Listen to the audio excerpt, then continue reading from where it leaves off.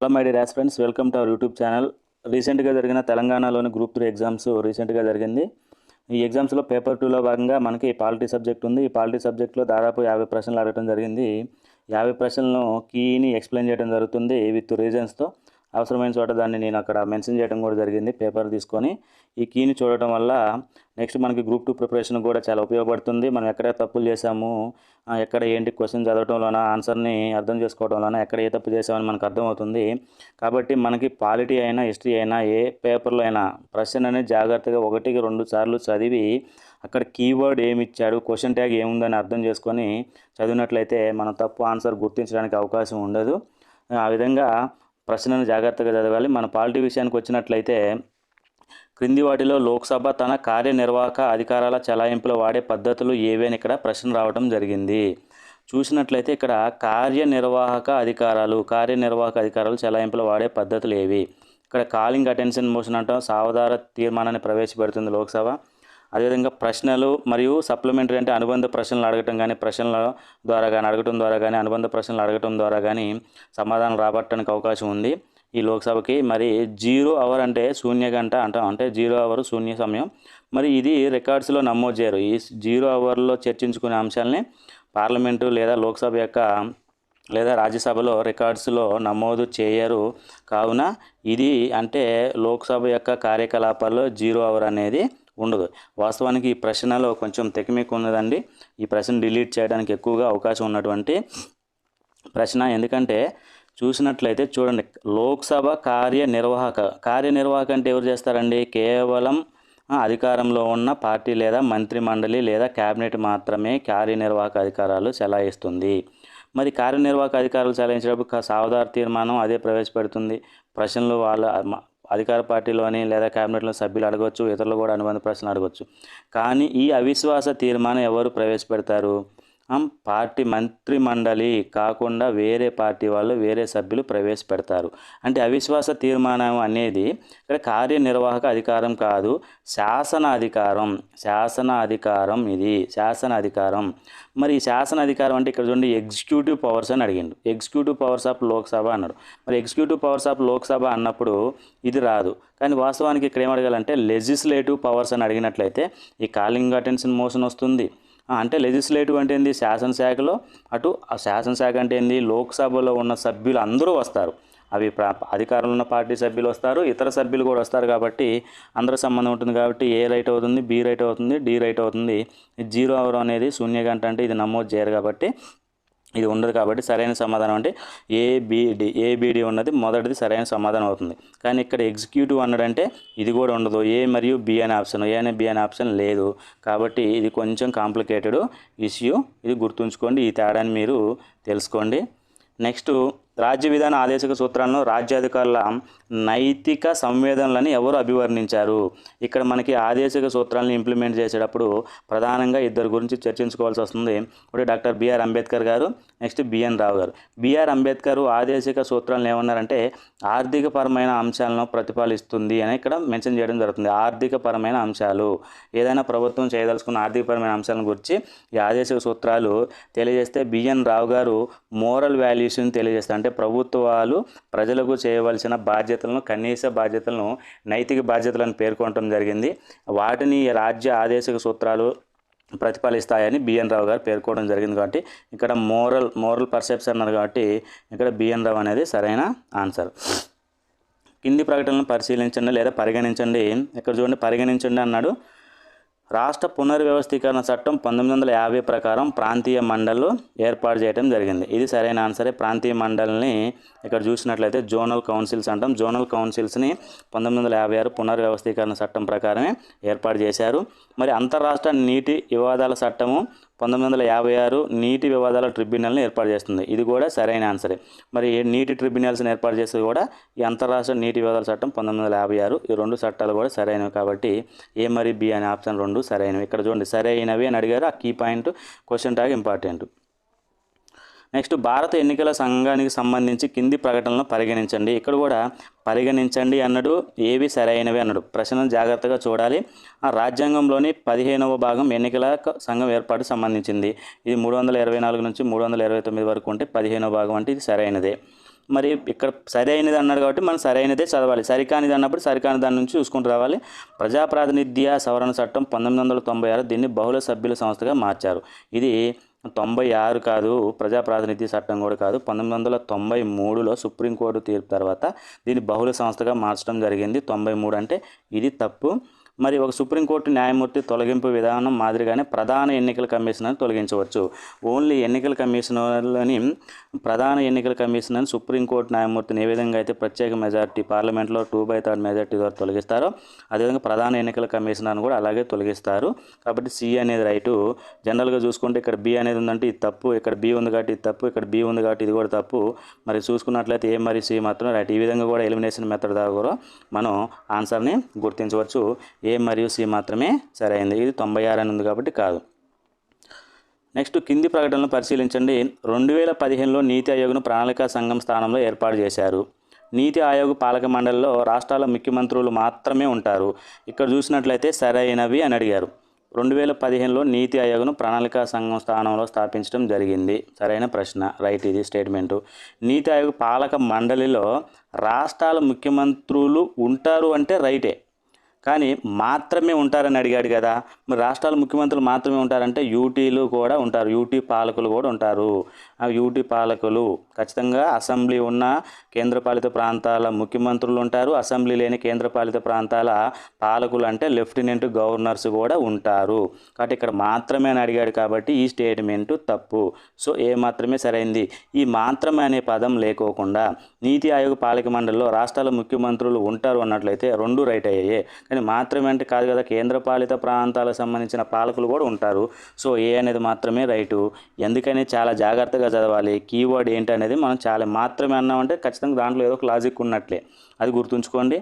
Next భారత ఉన్నత న్యాయస్థానం సుప్రీంకోర్టును సంబంధించి ప్రకటనలను పరిగణించండి.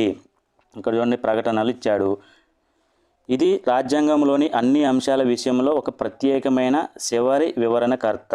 అంతే కదా, మన భారత రాజ్యాంగాన్ని వ్యాఖ్యానించాల్సి వచ్చినప్పుడు ప్రధాన చివరి వ్యాఖ్యానకర్త ఎవరు? అసలు భారత రాజ్యాంగాన్ని వ్యాఖ్యానించే అధికారం ఓన్లీ కేవలం సుప్రీంకోర్టుకు మాత్రమే ఉన్నది కాబట్టి ఇది సరైన స్టేట్మెంటే.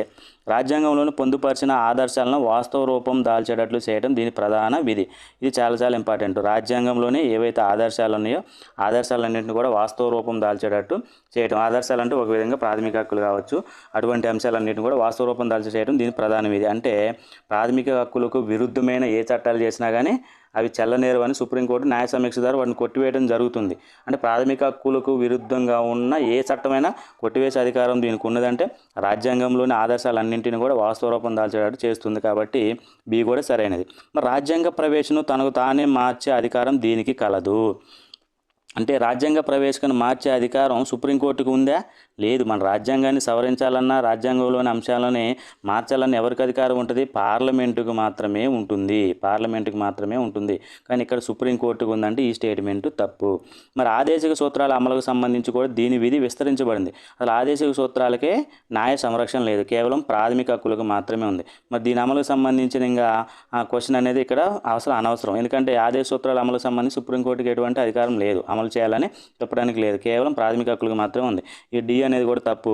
ఇక్కడ చూసుకున్నట్లయితే ఏ మరియు బి మాత్రమే రైటు, ఏ మరియు బి మాత్రమే రైటు. ఈ సి ఉందంటే ఇది తప్పు అయిపోతుంది కదా, డి ఉందంటే ఇది కూడా తప్పు అయిపోతుంది. ఇక్కడ సి ఉంది, డి ఉంది, ఇది తప్పు కాబట్టి ఇలా ఎలిమినేషన్ మెథడ్ ద్వారా కూడా ఇక్కడ మనం ఆన్సర్ని గుర్తించవచ్చు. ఈ క్రింది వాటిలో ఏది భారత రాజ్యాంగంలోని ప్రకరణ 3కు సంబంధించింది కాదు? ఇక్కడ చూడండి, కాదు అని మెన్షన్ చేయడం జరిగింది. కాదు అంటే ఈ క్వశ్చన్ ట్యాగ్ చాలా చాలా ఇంపార్టెంట్. ఏ రాష్ట్ర ప్రాంతాన్ని అయినా తగ్గించవచ్చు. వాస్తవానికి మనకి ప్రకరణ 3 ప్రకారం ఏంది? ఏ రాష్ట్ర ప్రాంతాన్ని అయినా తగ్గించవచ్చు, ఏ రాష్ట్ర ప్రాంతాన్ని అయినా పెంచవచ్చు, ఏ రాష్ట్రం పేరునైనా మార్చవచ్చు. ఈ 3 స్టేట్మెంట్ కూడా రైట్ అయినవి. మరి ఏ రాష్ట్రమైనా తనకు తానే రద్దుపరుచుకోవడం, మరి ఏ రాష్ట్రమైనా తనకు తానే రద్దుపరుచుకునే అధికారం రాష్ట్రాలకు లేదు. మనది రాష్ట్రాలతో కూడిన యూనియన్ అంటే రాష్ట్రాలు విడిపోవచ్చు కానీ యూనియన్ విడిపోవడానికి లేదు. అదేవిధంగా ఏ రాష్ట్రం కూడా తనను తాను రద్దు చేసుకునే అధికారం లేదు, రాష్ట్రానికి లేదు. ఇక్కడ పార్లమెంటు చేయొచ్చు కానీ రాష్ట్రానికి తనను రద్దు చేసుకునే అధికారం లేదు. సో ఏబిసి అనే స్టేట్మెంట్స్ రైటు, డి అనేది తప్పు. అంటే ఇక్కడ మన తప్పు స్టేట్మెంట్ అడిగాడు కాబట్టి డి మాత్రమే. సో ఇది డి మాత్రమే అనేది రైట్, అంటే ఒకటో ఆన్సర్ రైట్ అయింది. ఇక్కడ చూడండి కాదు అన్నాడు, కానిది మనం గుర్తించాలి. నెక్స్ట్ 106వ రాజ్యాంగ సవరణకు సంబంధించి క్రింది వ్యాఖ్యలలో సరైనవి ఏవి? ఇక్కడ కూడా సరైనవి అని అడగటం జరిగింది. ఇది సామాజికంగా ఆర్థికంగా వెనకబడిన తరగతుల వారిని గుర్తించడానికి ఆయా రాష్ట్ర ప్రభుత్వాలు కేంద్రపాలిత ప్రాంతాలకు అధికారాలను నిర్ధారించింది. ఇది సామాజికంగా ఆర్థికంగా వెనకబడిన తరగతులు, అసలు బీసీలను గుర్తించడానికి సంబంధించిన రాజ్యాంగ సవరణే కాదు. ఇది బీసీలను గుర్తించడానికి సంబంధించిన రాజ్యాంగ సవరణ కాదు. మరి దీని ప్రకారం ఢిల్లీ శాసనసభలో షెడ్యూల్ కులాలకు కేటాయించబడిన సీట్లలో 1/3 వంతు మహిళలకు కేటాయించవలసి ఉంటుంది. ఇది కూడా తప్పు స్టేట్మెంటు.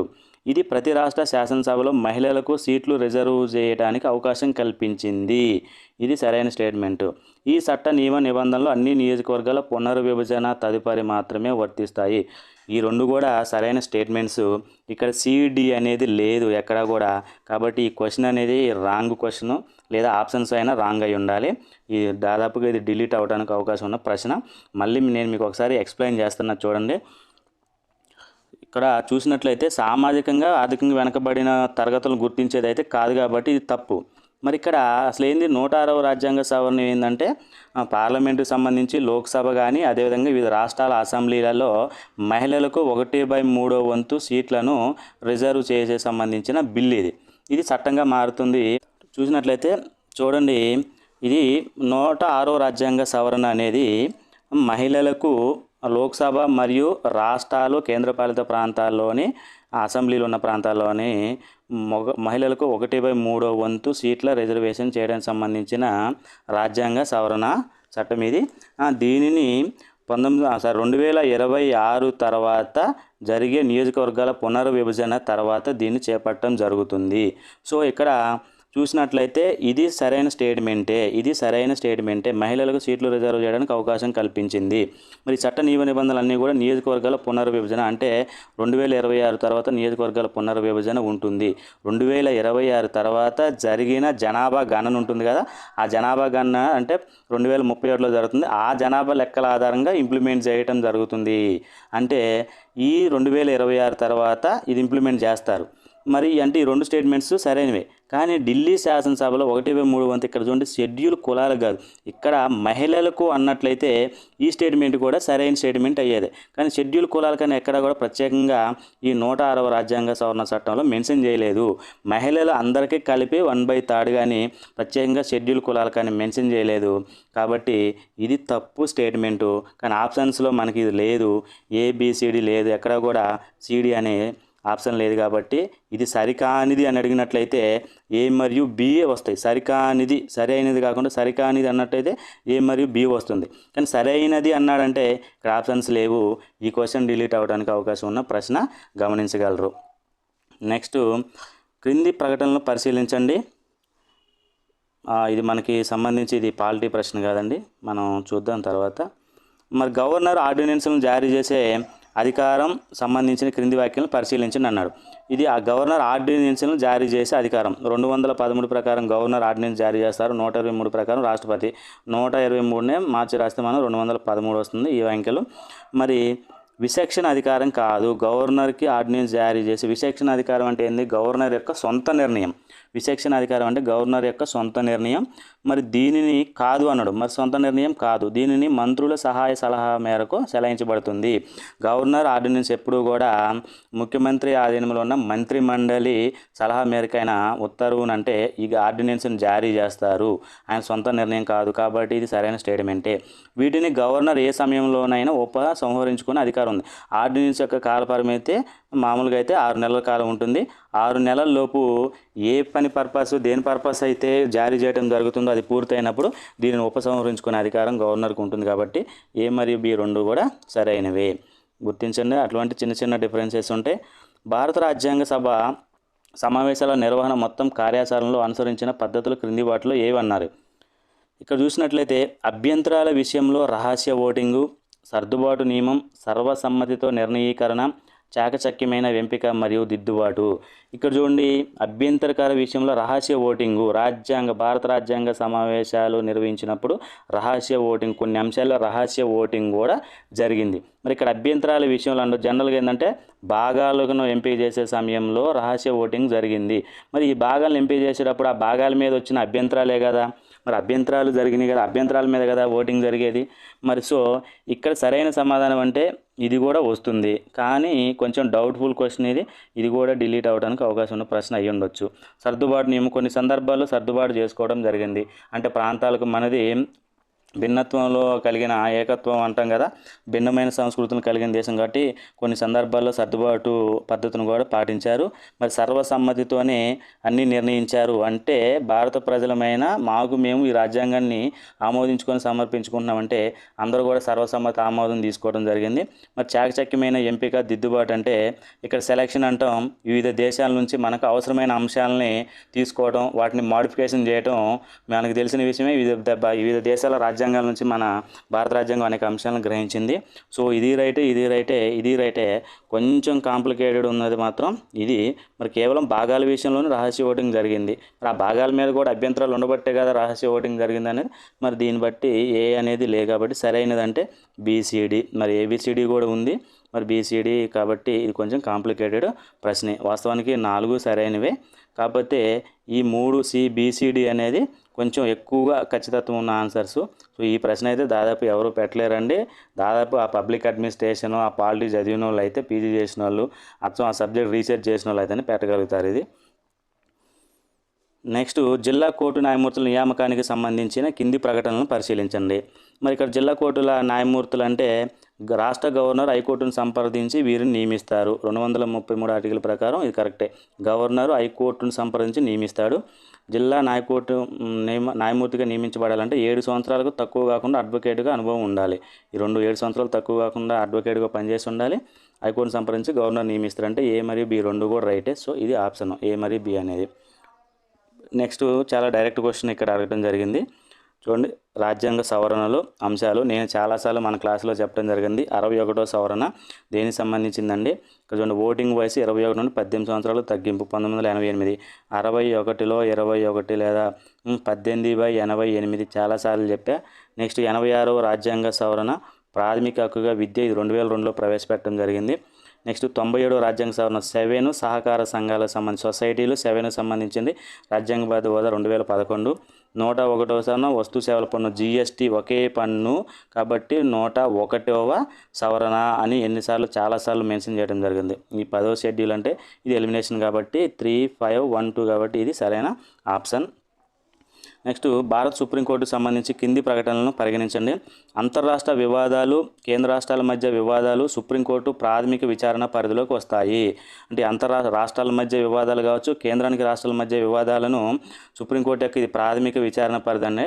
అంటే ఏదైనా ఒక అంశాన్ని విచారించే అధికారము ఏ కోర్టుకు అయితే ఉంటుందో దానినే ప్రాథమిక విచారణ పరిధి అంటారు. ఈ అంతర్రాష్ట్ర వివాదాలు కానీ కేంద్ర రాష్ట్ర వివాదాలు కానీ కేవలం సుప్రీంకోర్టులో మాత్రమే ఇక్కడ విచారించాలి కాబట్టి దీన్ని ప్రాథమిక విచారణ పరిధి అంటాం. సో ఇది సరైన ఆన్సర్ అంటే స్టేట్మెంటు. మరి అసలు అధికార పరిధి ఒరిజినల్ జ్యూరిస్డిక్షన్ ఇతర కోర్టులలో ఆరంభమయ్యే కేసుల వివాదాలను సూచిస్తుంది. మరి ఇక్కడ చూడండి, అసలు అధికార అంటే ప్రారంభ అధికార పరిధి అనేది ఇతర కోర్టులలో ఆరంభమయ్యే కేసులు ఉందనుకోండి.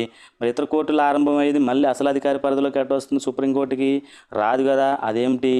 అప్పిలేట్ అధికార పరిధి. అంటే ఏదైనా జిల్లా కోర్టు కావచ్చు, హైకోర్టులో కావచ్చు, అక్కడ న్యాయం జరిగినప్పుడు ఆ విషయాన్ని మనం సుప్రీంకోర్టులో అప్పీల్ చేసినప్పుడు అది విచారణకు వస్తే దాన్ని సుప్రీంకోర్టు యొక్క అప్పిలేట్ అధికార పరిధి అంటారు. ఎందుకంటే ఆల్రెడీ కేసు కింద కోర్టు నుంచి పై కోర్టు సుప్రీంకోర్టులోకి వచ్చింది, అప్పీల్ ద్వారా వచ్చింది కాబట్టి అది అప్పిలేట్ అధికారి. మరి ఇతర కోర్టులలో కేసు సుప్రీంకోర్టుకు వచ్చిందంటే అది అప్పిలేట్ అధికారి. అలా కాకుండా అసలు సుప్రీంకోర్టే మొదట ప్రారంభిస్తే దాన్ని ప్రారంభ అధికార పరిధి అంటారు. సో ఇక్కడ బి అనేది తప్పు కాబట్టి ఏ మాత్రమే సరైన ఆన్సర్ కరెక్ట్. నెక్స్ట్, కింది వ్యాఖ్యలను పరిశీలించండి. మరి ఇక్కడ చూసినట్లయితే నిశ్చిత వాక్యం ఇచ్చాడు, అదేవిధంగా కారణం ఇచ్చారు. ఆర్టికల్ 368 రాజ్యాంగ సవరణకు సంబంధించిన అధికారాన్ని పార్లమెంటుకు కల్పిస్తుంది. 368 ఆర్టికల్ ప్రకారమే రాజ్యాంగాన్ని సవరించే అధికారం పార్లమెంటుకు ఉంది. సరైన స్టేట్మెంటే. మరి కారణం ఏంటి? భారత రాజ్యాంగ ప్రాథమిక నిర్మాణాన్ని మినహాయించి మిగిలిన ఏ భాగానైనా సవరించే అధికారం పార్లమెంటుకు ఉంది. ఇది కూడా కారణం కూడా సరైంది. కానీ ప్రాథమిక నిర్మాణం, మౌలిక నిర్మాణం అంటున్నాం.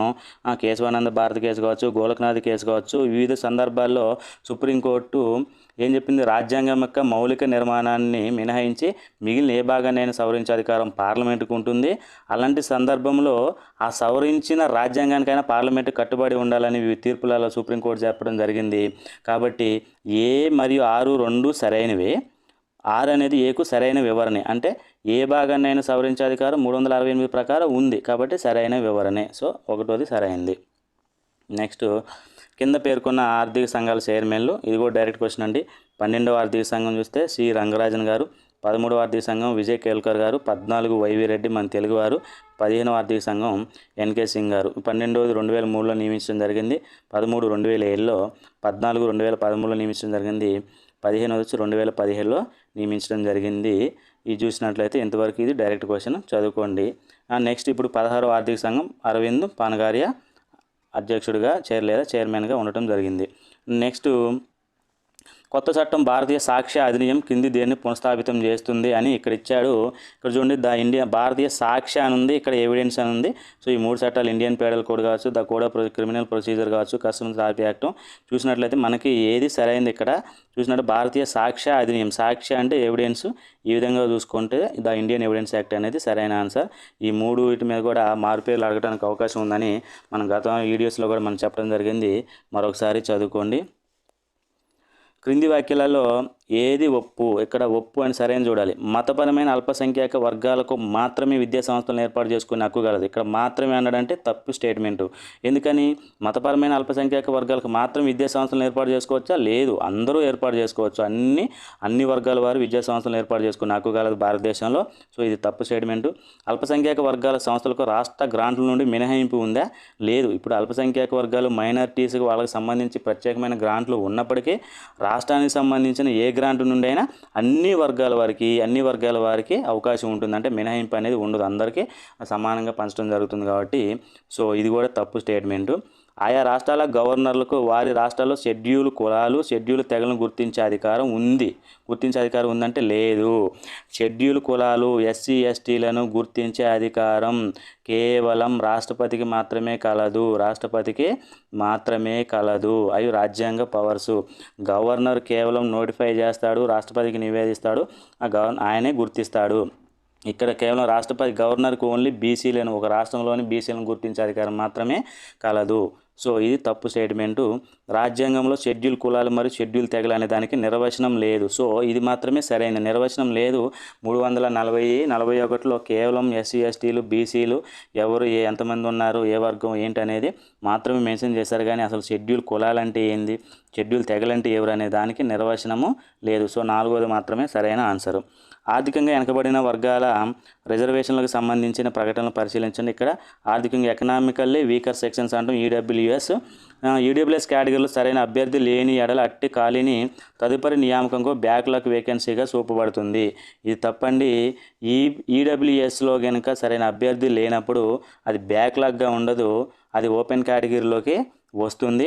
మరి ఈడబ్ల్యూఎస్ అంటే బ్యాక్లాగ్ అన్నాడు కాబట్టి తప్పు. యూడబ్ల్యూఎస్ కోటాలో ప్రయోజనం పొందే అభ్యర్థి యొక్క సంవత్సర స్థూల ఆదాయం 8 లక్షలకు మించరాదు.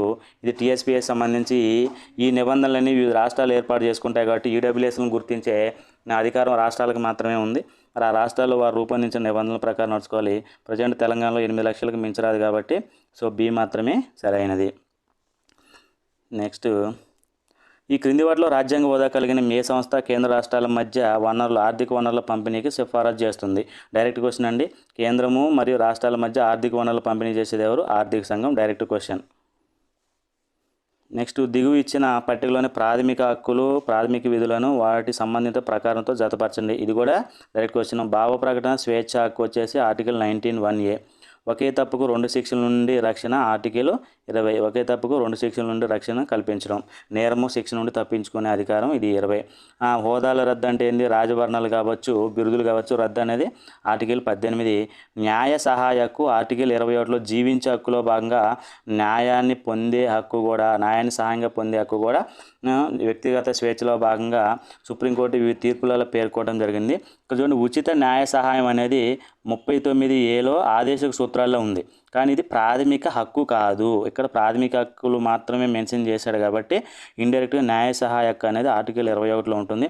ఆర్టికల్ 21 చాలా చాలా ఇంపార్టెంట్ అండి. జీవించే హక్కు, వ్యక్తిగత స్వేచ్ఛ హక్కు, గోప్యత హక్కు, మనం గోప్యంగా జీవించే, కానీ కేవలం మన పేరు చెప్పడానికి కూడా మనకి లేకుండా మన అవసరం అయితే మనకు హక్కు ఉంది. మన పర్సనల్ జీవితాన్ని కావచ్చు, మనకు సంబంధించిన అంశాలనే మనం దాచిపెట్టే హక్కు, గోప్యత హక్కు కూడా మనకి ఉంది.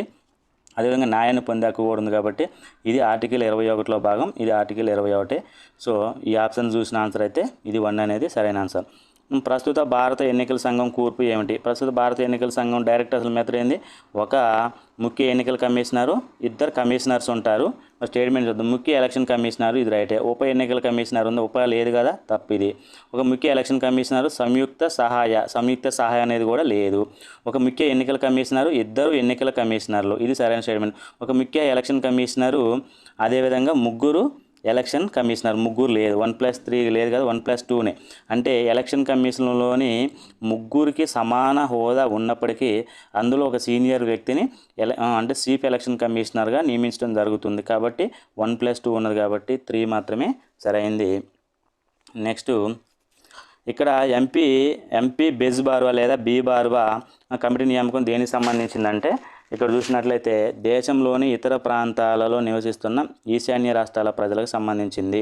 అంటే ఈశాన్య రాష్ట్రాలకు సంబంధించిన ప్రజలు మన దేశంలోని ఇతర ప్రాంతాల్లో, అంటే ఢిల్లీ కావచ్చు, ముంబై కావచ్చు, కలకత్తా కావచ్చు, అటువంటి ప్రాంతాల్లో నివసిస్తున్నప్పుడు వారి మీద జరిగిన హింసకు సంబంధించిన నియమించిన కమిటీ ఇది. ఇక్కడ బి బార్వా కమిటీ అంటాం. ఇది ఈశాన్య రాష్ట్రాల ప్రజలకు సంబంధించింది, కానీ ఇతర రాష్ట్రాల్లోని ఈశాన్య రాష్ట్రాల ప్రజలకు సంబంధించింది, అది గుర్తుంచుకోండి కీవర్డు. నెక్స్ట్ భారత రాజ్యాంగ పరిణామ క్రమంలో చోటు చేసుకున్న సంఘటన కాలక్రమానుసారంగా అమర్చండి.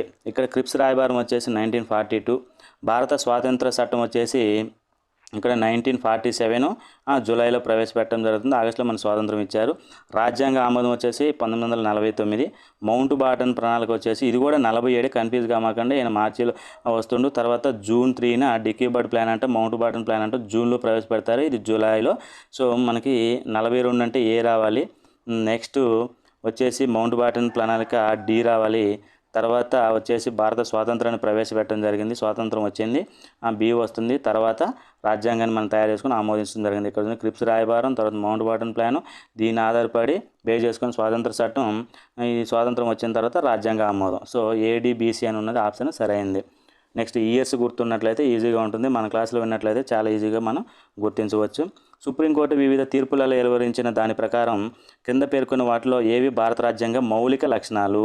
ప్రత్యేకంగా రాజ్యాంగంలో మన భారత రాజ్యాంగం యొక్క మౌలిక లక్షణాలను పడినప్పటికీ సుప్రీంకోర్టు ఇచ్చిన తీర్పుల ప్రకారం ఈ తీర్పులలో సమన్యాయం కావచ్చు, సమైక్యవాదం, స్వేచ్ఛ, వ్యక్తి గౌరవం, అధికారాల విభజన, ఇవన్నీ కూడా భారత రాజ్యాంగం యొక్క మౌలిక లక్షణాలు ఉన్నది. కాబట్టి ఏబిసిడి ఉన్నదన్నీ కూడా సరైన ఆన్సర్. ప్రజా ప్రాతినిధ్య చట్టం 1951లోని క్రింది ఏ నియమం ప్రకారం రాజకీయ పార్టీల నమోదు రిజిస్ట్రేషన్ జరుగుతుందంటే సెక్షన్ 29A డైరెక్ట్ క్వశ్చన్ ఇది. అంటే రాజకీయ పార్టీల గురించి చదివినప్పుడు వస్తుంది ఇది. ఈ క్రింద పేర్కొన్న వారిని వారి ప్రాధాన్యతల ఆధారంగా అవరోహణ క్రమంలో పేర్కొండి అన్నాడు. ఇక్కడ అవరోహణ క్రమంలో అంటే పైనుంచి క్రిందికి మొదటిగా రాష్ట్రపతి ఉంటాడు, ఇందులో రాష్ట్రపతి లేదు. తర్వాత ఉపరాష్ట్రపతి ఉంటారు, ఉపరాష్ట్రపతి తర్వాత ప్రధానమంత్రి ఉంటారు, తర్వాత మాజీ రాష్ట్రపతులు ఉంటారు. ఇక్కడ ఏ వచ్చేసింది, తర్వాత సి వచ్చేసింది, మాజీ రాష్ట్రపతులు ఉంటారు. నెక్స్ట్ చూడండి, ఏ వచ్చేసింది, అదేవిధంగా సి వచ్చేసింది, తర్వాత మాజీ రాష్ట్రపతులు బి వస్తుంది. లోక్సభ స్పీకర్ తర్వాత స్థానంలో ఈయన 7వ స్థానంలో ఉంటాడు. సో డి అంటే ఉన్న ఆప్షన్స్లో మనకి ఈ క్రమం కాబట్టి ఉపరాష్ట్రపతి, ప్రధానమంత్రి, మాజీ రాష్ట్రపతి, లోక్సభ స్పీకర్, ఏసీబీడీ అనేది సరైన ఆన్సర్. మనం ఉన్న ఆప్షన్స్లో ఈ క్రమాన్ని చూసుకోండి. ఇటువంటి డైరెక్ట్ క్వశ్చన్స్ కూడా వస్తున్నాయి కాబట్టి కొంచెం జాగ్రత్తగా జనరల్, నేను అందుకే చెప్తున్నాను బేసిక్ అన్నాను. బేసిక్ మీద నాలెడ్జ్ ఉంటే ఏ ప్రశ్న అయినా మనం గుర్తించవచ్చు. ఇక్కడ కూడా కొంచెం ట్రిక్కీ క్వశ్చన్ ఇవ్వడం జరిగింది. క్రింది వాక్యాలను పరిగణించండి. భారతదేశ ఆదాయ వనరులను పూచీగా పెట్టి దేశం లోపల నుండి కానీ బయట నుండి కానీ అప్పులను తీసుకొని అపరిమిత అధికారాలు కేంద్రానికి గలవు. కొన్ని భారతదేశ ఆదాయ వనరులను పూచీగా తాకట్టు పెట్టి ఇక్కడ అపరిమితమైన అధికారాలు ఉన్నాయి. అప్పులు తీసుకునే అపరిమిత అధికారం కేంద్రానికి కలదండి. దేశం బయట కానీ లోపల కానీ ఉంది, అపరిమితమైన ఎంతైనా తీసుకోవచ్చు. మరి రాష్ట్ర ఆదాయ వనరులను పూచీగా పెట్టి తాకట్టు పెట్టి దేశం లోపల నుండి కానీ దేశం బయట నుండి కానీ అప్పులు తీసుకుని అపరిమిత అధికారం రాష్ట్రానికి గలదు. ఇక్కడ రాష్ట్రాలకు అపరిమితమైన అధికారం అంటే ఎంతైనా అప్పు తీసుకునే అధికారం రాష్ట్రాలకు లేదు, కొన్ని నిబంధనలకు లోబడి తీసుకోవాలి. దేశానికైతే అపరిమితమైన అధికారం ఉంది. ఇక్కడ దేశం అపరిమిత కాబట్టి ఇది సరైన స్టేట్మెంటే. రాష్ట్రం ఉంది అపరిమిత కాదు, పరిమిత కాబట్టి తప్పు స్టేట్మెంటు ఏ మాత్రమే సరైంది. భారత రాజ్యాంగం కేంద్రానికి అవశిష్ట అధికారాలు కల్పించింది. ఈ పద్ధతి ఏ దేశం నుండి గ్రహించబడింది? Direct question. కెనడా నుంచి. ఆస్ట్రేలియా నుంచి వ్యాపార వాణిజ్యాలు కావచ్చు, ఉమ్మడి భాగస్వామ్యం సంబంధించి అటువంటి అంశాలు. అమెరికా సంయుక్త రాష్ట్రం నుంచి ప్రాథమిక హక్కులు చాలా విషయాలు ఉన్నాయి. ఫ్రాన్స్ నుంచి రిపబ్లిక్ విధానం, స్వేచ్ఛ, సమానత్వం, సౌభ్రతత్వం ఇటువంటి అంశాలను తీసుకోవడం జరిగింది. కెనడా నుంచి అవశిష్ట అధికారాలు కావచ్చు, గవర్నర్ యొక్క వ్యవస్థ కావచ్చు, బలమైన కేంద్ర ప్రభుత్వం కావచ్చు, ఇటువంటి అంశాలను తీసుకోవడం జరిగింది. డైరెక్ట్ క్వశ్చన్, ఒకసారి చదివితే గుర్తించవచ్చు. నెక్స్ట్, క్రింది వాటిలో ఏ భారత రాజ్యాంగ సవరణ చట్టం ఆర్థికంగా వెనకబడిన వర్గాలకు రిజర్వేషన్ కల్పించింది? ఇక్కడ చూడండి, ఆర్థికంగా వెనకబడిన వర్గాలు అంటే మళ్ళీ మీరు బీసీ అనుకుంటారు, కన్ఫ్యూజ్ కావద్దు. అందుకని దాన్ని ఇంగ్లీష్లో చదవండి ఎప్పుడైనా కానీ. ఎకనామికల్లీ వీకర్ సెక్షన్ అంటే ఈడబ్ల్యూఎస్లకు సంబంధించింది 103వ సవరణ చట్టం, బీసీలకు సంబంధించింది 102, ఈడబ్ల్యూఎస్లకు సంబంధించింది 103వ సవరణ చట్టం, జీఎస్టీకి సంబంధించింది 101వ సవరణ చట్టం. బీసీ 2 కాబట్టి 2 అని, ఈడబ్ల్యూఎస్ 3 అక్షరాలు కాబట్టి 3 అని, ఎస్సీ ఎస్టీ రిజర్వేషన్ లోక్సభలో 4 ఉన్నాయి కాబట్టి 104 అని అలా పేర్కొనడం జరిగింది, మనం రూపొందించాం. So 103 direct question. Next, Nari Shakti Van Dhan Adhiniyam అంటే ఇది 106వ రాజ్యాంగ సవరణ చట్టానికి సంబంధించిన క్వశ్చన్ అండి. 106వ రాజ్యాంగ సవరణ చట్టానికి సంబంధించిన దాని బిల్లు పేరు ఏంటంటే నారీ శక్తి వందన్ అధినియం 2023. నూతన పార్లమెంట్ భవన్లో పరిశీలనకు వచ్చిన మొదటి బిల్లు ఇది, సరైన ఆన్సర్. మరి ఇది లోక్సభ, రాష్ట్ర శాసనసభల్లో 3వ వంతు స్థానాలకు స్త్రీలకు రిజర్వ్ చేస్తుంది, ఇది కూడా సరైన స్టేట్మెంటే. మరి స్త్రీలకు కేటాయించబడే సీట్లలో 4వ వంతు షెడ్యూల్ కులాలకు, తెగలకు, బలహీన వర్గాలకు కేటాయిస్తుందంటే మరలా రిజర్వేషన్లో రిజర్వేషన్ అనేది లేదు, అందులో పేర్కొనలేదంటే ఇది తప్పు. మరి ఈ చట్టం అంటే ఏంది? ఏదైతే 1/3 వంతు సీట్లు మహిళలకు కేటాయిస్తే ఈ 1/3 వంతులు మళ్ళీ ఎస్సీ ఎస్టీ బీసీలకు అనేది లేదు కావున ఓన్లీ పంచాయతీలలో మాత్రమే ఉంది, ఈ లోక్సభకు అసెంబ్లీలలో లేదు. అంటే ఇది తప్పు స్టేట్మెంటు. ఈ చట్టం అమల్లోకి వచ్చిన 15 సంవత్సరాల తర్వాత స్త్రీలకు రిజర్వేషన్లు ఉండవు. ఇది ఎప్పుడైతే అమల్లోకి వస్తుందో అమల్లోకి వచ్చిన 15 సంవత్సరాల వరకు మాత్రమే ఈ రిజర్వేషన్లు ఉంటాయి. అప్పుడు కాలమాన పరిస్థితులను బట్టి పొడిగించే అవకాశం ఉంది. ప్రస్తుతానికి అయితే 15 సంవత్సరాలు మాత్రమే అన్నారు. సో ఇక్కడ ఏబిడి 3 సరైనవి, అంటే ఈ ఆప్షన్ సరైంది. నెక్స్ట్, ఫిరాయింపు నిరోధక చట్టం పార్లమెంటు లేదా రాష్ట్ర శాసనసభలలో క్రింది ఏ ఫిరాయింపులకు వర్తిస్తుంది? రాజకీయ పార్టీ సభ్యులకు అంటే ఏదైనా ఒక పార్టీ తరపున ఎన్నికైన పార్టీ సభ్యులు, ఎమ్మెల్యేలు కావచ్చు, ఎంపీలు కావచ్చు, వాళ్ళకు వర్తిస్తుంది. స్వతంత్ర సభ్యులు, ఏదైనా స్వతంత్రంగా గెలిచిన అభ్యర్థి ఏదైనా పార్టీలో చేరితే అతను కూడా పార్టీ ఫిరాయింపు అనేది వర్తిస్తుంది. నామినేటెడ్ సభ్యులు 6 నెలల్లోపు ఏదైనా పార్టీ నుండి నామినేట్ అయిన ఎంపీ కానీ ఎమ్మెల్యే కానీ 6 నెలల్లోపు ఏదైనా పార్టీలో చేరితే ఫిరాయింపు వర్తిస్తుంది. అంటే 3 కూడా సరైన సమాధానాలే, ఏ, బి మరియు సి. నెక్స్ట్, ఎన్నికలలో పై ఏదియు కాదు అనేది అంటే నోటాకు సంబంధించి ప్రకటనలు అండి. భారత ఉన్నత న్యాయస్థానం 2013 నోటాకు సంబంధించి తీర్పుని వెలువరించింది. PUCL అనే పీపుల్స్ యూనియన్ సివిల్ లిబర్టీస్ అనే కేసులో ఈ తీర్పు వెలువరించి ఈ నోటాను ప్రవేశపెట్టాలని చెప్పడం జరిగింది. మరి ఎన్నికల్లో నోటాను ప్రవేశపెట్టడం భారత పార్లమెంట్ 2011లో చట్టం చేసింది. అంటే నోటాకు సంబంధించి ఎటువంటి చట్టం చేయలేదు. ఒకవేళ ఓన్లీ సుప్రీంకోర్టు తీర్పు ప్రకారం ఎన్నికల కమిషన్ ఈ నోటాను ప్రవేశపెట్టింది. ఒకవేళ ఎన్నికల్లో మిగతా అభ్యర్థుల కంటే నోటాకు అత్యధిక ఓట్లు పడినట్టు ఆ స్థానానికి తిరిగి ఎన్నిక నిర్వహించబడుతుంది. ఇది కూడా తప్పండి. ఏదైనా నియోజకవర్గంలో అభ్యర్థులు పోటీ చేసినప్పుడు ఆ అభ్యర్థులు అందరికంటే నోటాకి ఎక్కువ ఓట్లు వస్తే మరలా ఎన్నిక నిర్వహించరు. అభ్యర్థులలో ఎవరికి ఎక్కువ ఓట్లు వస్తే వాళ్ళనే గెలిచినట్లుగా ప్రకటిస్తారు. అంటే అభ్యర్థుల కంటే నోటాకి ఎక్కువ వచ్చినా కానీ మిగతా నోటా తర్వాత ఏ అభ్యర్థికి అయితే ఎక్కువ ఓట్లు వస్తే అతనే గెలిచినట్లు లెక్క. అంటే ఇది కూడా తప్పు స్టేట్మెంటు. ఒక ప్రయోజన వ్యాజ్యం బిల్లును నోటా ప్రవేశపెట్టడం దారితీసింది. ఈ PUCL అనే ప్రయోజన వ్యాజ్యం ఈ బిల్లు ప్రకారమే ఈ నోటాను ప్రవేశపెట్టారంటే ఏ మరియు డి మాత్రమే సరైనవి. క్రింద ఇవ్వబడిన పంచాయతీరాజ్పై ఏర్పరిచిన కమిటీలను వాటి కాలక్రమంగా ఏర్పాటు చేయండి అన్నాడు. GVK Rao committee, Ashok Mehta committee, Singhvi committee, Thungon committee. Ashok Mehta committee వచ్చేసి 1977లో, GVK రావు కమిటీ 1985లో, సింఘ్వి కమిటీ 86లో, తుంగన్ కమిటీ 88లో. చూసినట్లయితే CABD అనేది సరైన ఆన్సరు. దీనికి చాలా ఈజీ అండి. మీకు ఈ సంవత్సరాలు గుర్తు లేకపోయినా ఆల్ఫాబెట్ ఆర్డర్లో చూడండి. అశోక్ మెహతా ఏ. నెక్స్ట్ ఇందులో R ఉంది కాబట్టి R. నెక్స్ట్ R తర్వాత వచ్చేది ఏంది? S, సింఘ్వి. నెక్స్ట్ లాస్ట్కి తుంగన్. ఇలా ఆల్ఫాబెట్ ఆర్డర్లో కూడా గుర్తించవచ్చు. ARST సంవత్సరాలు లేకపోయినా ఏ పేరు ఎటు ఇచ్చినా కానీ గుర్తించవచ్చు CABD అనేది. నెక్స్ట్ క్వశ్చన్, పంచాయతీలకు సంబంధించి క్రింది ప్రకటనలను పరిగణించుము. ప్రతి పంచాయతీ దాని మొదటి సమావేశ తేదీ నుండి 5 సంవత్సరాల కాలం వరకు కొనసాగుతుంది. ఇది సరైన స్టేట్మెంటే. ప్రతి పంచాయతీ మొదటి సమావేశం, పంచాయతీకి ఎలక్షన్ జరిగిన తర్వాత కార్యవర్గం అంతా ఏర్పాటైన తర్వాత మొదటి సమావేశం ఎప్పుడైతే ఏర్పాటు అవుతుందో ఆ సమావేశ తేదీ నుండి 5 సంవత్సరాల కాలం వరకు ఉంటుంది.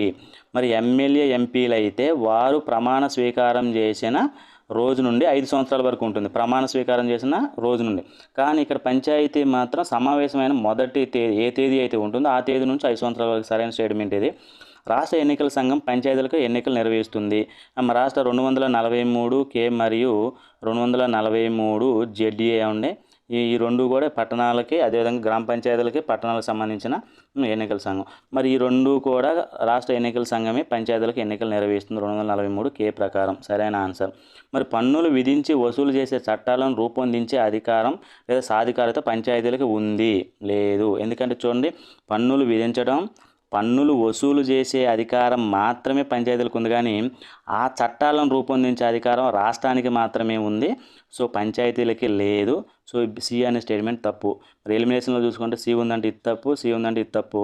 మరి A రైట్, B రైట్ కాబట్టి B మరి మాత్రమే, ఈ రెండు అంటే ఒకటో ఆప్షన్ మాత్రమే సరైనది. నెక్స్ట్, కింది ప్రకటనలను పరిగణించండి. కేంద్ర జాబితాలోని ఏ అంశంపైన చట్టం చేసే హక్కు పార్లమెంటుకు ఉంది? ఇది డైరెక్ట్ స్టేట్మెంటే. మరి ఉమ్మడి జాబితాలోని ఏ అంశంపైన చట్టం చేసే హక్కు కూడా పార్లమెంటుకు ఉంది. ఉమ్మడి జాబితాలో ఏ అంశంపైన చట్టం చేసే హక్కు కూడా పార్లమెంటుకు ఉంది, రాష్ట్రాలకు ఉంది, పార్లమెంటుకు కూడా ఉంది. సో A మరియు B రెండు సరైనవే. ఇది డైరెక్ట్ క్వశ్చన్. నెక్స్ట్, భారత రాజ్యాంగ ప్రవేశకు సంబంధించి కింది వ్యాఖ్యలను పరిశీలించి సరైనవి పేర్కొనండి. ఇక్కడ సరైనవి చూస్తుంది, ఇది రాజ్యాంగం దానికి సంక్రమించిన అధికార మూలాల గురించి వివరిస్తుంది. రాజ్యాంగ ప్రవేశంలో మన రాజ్యాంగానికి సంబంధించిన అన్ని అధికారాలనే ఇది వివరిస్తుంది. రాజ్యాంగం సాధించాల్సిన లక్ష్యాలను గురించి కూడా వివరిస్తుంది. ప్రాథమిక హక్కులు కావచ్చు, ఆదేశ సూత్రాలు కావచ్చు, ప్రాథమిక విధులు కావచ్చు, న్యాయం కావచ్చు, స్వేచ్ఛ, సమానత్వం, సభ్రతత్వం, మొత్తం లక్ష్యాలను కూడా ఇది వివరిస్తుంది. కాబట్టి A మరియు B రెండు కూడా సరైనవే. రాజ్య విధాన ఆదేశ సూత్రాలకు సంబంధించి కింది వ్యాఖ్యలను పరిగణించండి. ఇక్కడ ఆదేశ సూత్రాలు 39A ప్రకటన ప్రకారం పరిశ్రమల నిర్వహణలో కార్మికుల భాగస్వామ్యం కల్పించడం రాజ్యాంగం నిర్దేశిస్తుంది. మరి 39A అనేది కార్మికులు కాదండి. 39A అనేది ఇక్కడ ఉచిత న్యాయ సహాయం. మరి ఇది కార్మికుల భాగస్వామ్యం అనేది 43A. మరి 43A ప్రకారం పేదవారికి ఉచిత న్యాయ సహాయం కల్పించడం రాజ్యాంగం నిర్దేశిస్తుంది. అంటే ఈ రెండు కన్ఫ్యూజ్ చేయడానికి మార్చేయడం. 39A ప్రకారం ఉచిత న్యాయ సహాయం, 43A ప్రకారం కార్మికులకు భాగస్వామ్యం. సో రెండు కావు, ఇటు దాటో ఇటు మార్చి ఇచ్చాడు కాబట్టి రెండు కావు అనేది సరైన ఆన్సర్.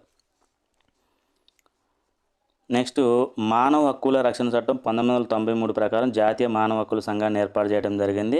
సరైన ఆన్సర్. మరి ఐక్యరాజ్య సమితి భద్రతా మండలి తీర్మానం మేరకు జాతీయ మానవ హక్కుల సంఘం ఏర్పాటు చేయడం జరిగింది. ఇది కూడా సరైన స్టేట్మెంటే. సో A మరియు B రెండు కూడా సరైన స్టేట్మెంట్స్. 74వ రాజ్యాంగ సవరణ చట్టం ప్రకారం క్రింది వాటిలో ఏది పరివర్తన ప్రాంతం? ఇక్కడ చూడండి, ట్రాన్సిషనల్ ఏరియా అంటాం. పరివర్తన అంటే ఏదైనా ఒక గ్రామ పంచాయతీ పట్టణంగా పరివర్తన చెందుతున్న సంధి దశని మనం ఇక్కడ పరివర్తన ప్రాంతం అంటాం. మరి అదేంటి? డైరెక్ట్ బిట్ నగర పంచాయతీ. గ్రామ పంచాయతీ పట్టణంగా మార్పు చెందుతున్నప్పుడు దాన్ని నగర పంచాయతీ అంటారు. గతంలో నగర పంచాయతీలు ఉండేవి, ప్రజెంట్ కొత్త చట్టంలో నగర పంచాయతీలు డైరెక్ట్గా గ్రామ పంచాయతీలు, మున్సిపాలిటీలు, మున్సిపల్ కార్పొరేషన్లు మాత్రమే ఉన్నాయి. నెక్స్ట్, క్రింది ప్రకటనలను పరిగణించండి.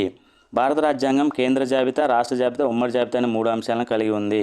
7వ భాగంలో అధికార విభజన ఉంటుంది కదా, అధికార విభజన ప్రకారం భారత రాజ్యాంగంలో కేంద్ర జాబితా, రాష్ట్ర జాబితా, ఉమ్మడి జాబితా 3 జాబితాలు ఉన్నాయి.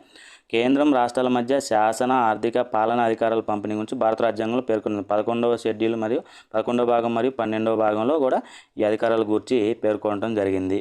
సో A మరియు B రెండు కూడా సరైనవే. నెక్స్ట్, భారతదేశంలోని విదేశీయులకు ఎటువంటి ప్రాథమిక హక్కులు మంజూరు చేయబడినవి? ఇక్కడ భారతదేశంలోని విదేశీయులకు అంటే చూడండి, ఇది కొంచెం డైరెక్ట్ బిట్టే, కొంచెం కన్ఫ్యూజ్ అవ్వడానికి అవకాశం ఉంది. సాంస్కృతిక విద్యా హక్కులు అండి. విదేశీయులు భారతదేశంలోకి ఎటువంటి సాంస్కృతిక హక్కులు ఉండవు, మరి ఎటువంటి విద్యా హక్కులు కూడా ఉండవాలి. చదువుకోవాలంటే కొన్ని నిబంధనలకే లోబడి ఉండాలి. సో A అనేది ఉండదు. మరి చట్టం ముందు సమానత్వం, విదేశీయుడైనా భారతీయుడైనా మన దేశ చట్టాల ముందు అందరూ ఒకటే, ఇది మాత్రం వర్తిస్తుంది. మరి జీవించడం, మరి వ్యక్తిగత స్వేచ్ఛ రక్షణ కూడా, జీవించే హక్కు, వ్యక్తిగత స్వేచ్ఛ హక్కు ఎవరికైనా ఉంటుంది. మన దేశంలో భారతీయులు కావచ్చు, విదేశీయులు కావచ్చు, అందరికీ కల్పించబడుతుంది జీవించే హక్కు. మత, జాతి, కుల, లింగ, జన్మస్థలమైన వివక్ష నుండి రక్షణ వాళ్ళకు ఉండదండి. వాళ్ళు విదేశీయులు కావున జన్మతః భారతీయులకు మాత్రమే మతపరంగా, జాతిపరంగా, కులపరంగా, లింగపరంగా రక్షణ ఉంటుంది. విదేశీయులకి కొన్ని నిబంధనలు ఉంటాయి. ఆ నిబంధనల ప్రకారం వాళ్ళకి ఇవి రక్షణ కల్పించడం జరుగుతుంది. అంటే డైరెక్ట్గా వాళ్ళకి విదేశీయులకు వర్తించే హక్కులు మాత్రం చట్టం ముందు సమానత్వం, జీవితము, వ్యక్తిగత స్వేచ్ఛ, రక్షణ. బి మరియు సి మాత్రమే సరైన ఆన్సర్స్. నెక్స్ట్, భారత ఈశాన్య రాష్ట్రాలకు సంబంధించిన తిరుగుబాటు సంస్థలు సరిగా జతపరచబడినది ఏది అని అడగటం జరిగింది. ఇక్కడ చూడండి, కంగ్లియా లేదా కంగ్లియాపాక్ కమ్యూనిస్ట్ పార్టీ అంటాం, కేసీపీ. అదే యునైటెడ్ నేషనల్ లిబరేషన్ ఫ్రంట్, యుఎన్ఎల్ఎఫ్ అంటాం. అదేవిధంగా గారో నేషనల్ పార్టీ అంటాం. మరి కమ్తాపూర్ లిబరేషనల్ ఆర్గనైజేషన్ ఉంది. ఇవి చూసినట్లయితే ఏది ఎక్కడ ఉందనేది సరైనది ఇక్కడ మెన్షన్ చేయమండో.